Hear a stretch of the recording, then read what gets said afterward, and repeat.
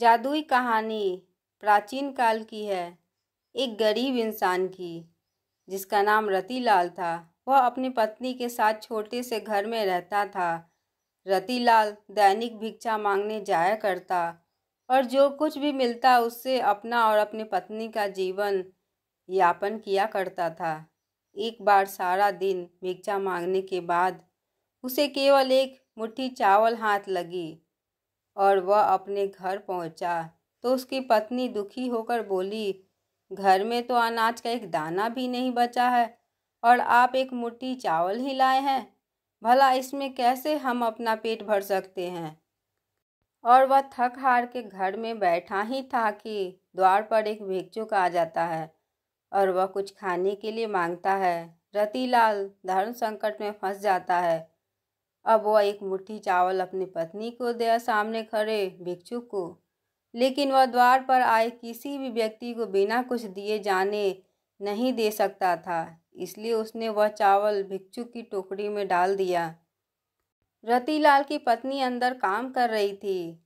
जैसे ही वह बाहर आई तो रतिलाल ने भिक्षुक को चावल देने वाली बात बता दी और इस बात को सुनते ही रतिलाल की पत्नी गुस्से में आ गई।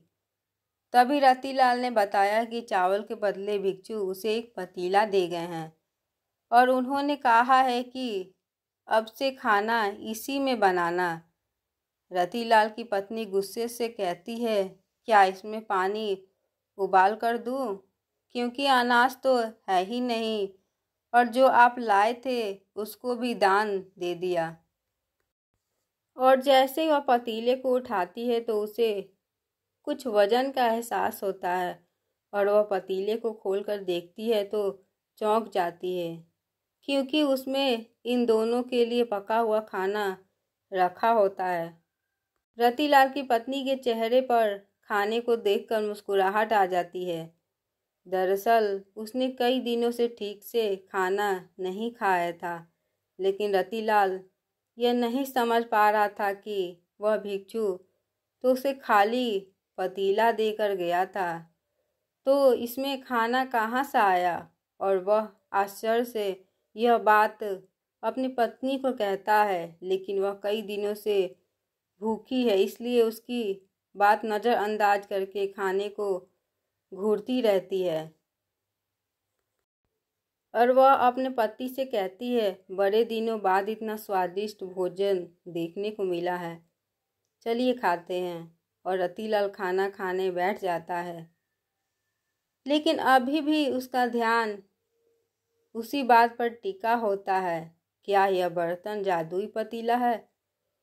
भोजन करने के बाद वह अपनी पत्नी से अपने दिमाग में चल रही उथल पुथल के चलते यह बात कहने से अपने आप को रोक नहीं पाया कि जरूर यह जादुई पतीला है जिससे इच्छा अनुसार भोजन प्राप्त किया जा सकता है।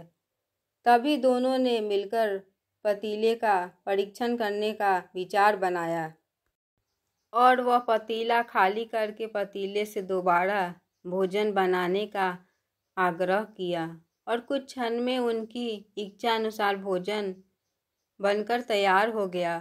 यह देखते ही दोनों खुश हो जाते हैं, क्योंकि अब उनकी भूख हमेशा के लिए शांत हो जाएगी और उन्हें खाने के लिए किसी और के सामने हाथ नहीं फैलाने पड़ेंगे।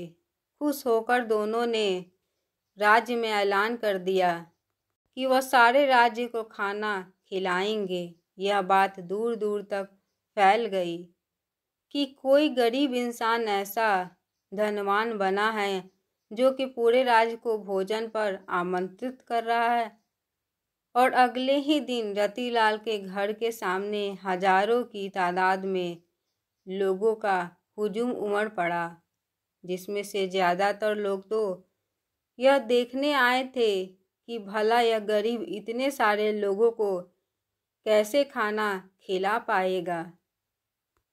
लेकिन देखते ही देखते एक से एक व्यंजन सबके सामने रख दिए गए और सभी को खुला आमंत्रण दे दिया गया।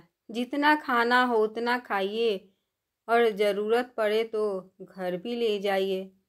यह सुनते ही राज्य के सभी लोगों ने जी भर के खाना खाया और अपने साथ अपने परिवार के लिए भी लेकर गए, लेकिन खाना खत्म नहीं हुआ। यह देखकर कुछ लोगों के मन में शंका उत्पन्न होने लगी और उन्होंने राजा से जाकर शिकायत कर दी कि महाराज, जरूर उसने कहीं से चोरी की है, कि अन्यथा उसके पास इतना धन कहाँ से आएगा कि वह पूरे राज्य को भोजन करवा सके। और राजा भी सच जानना चाहता था। राजा ने रतिलाल को अपने दरबार में बुलवाया। रतिलाल ने जादुई पतीले की बात राजा से कह दी। राजा के मन में पतीले की बात सुनते ही लालच आ गया और उसने रतिलाल से वह पतीला प्राप्त कर लिया, लेकिन राजा के हाथ में पतीला आते ही बेअसर हो गया।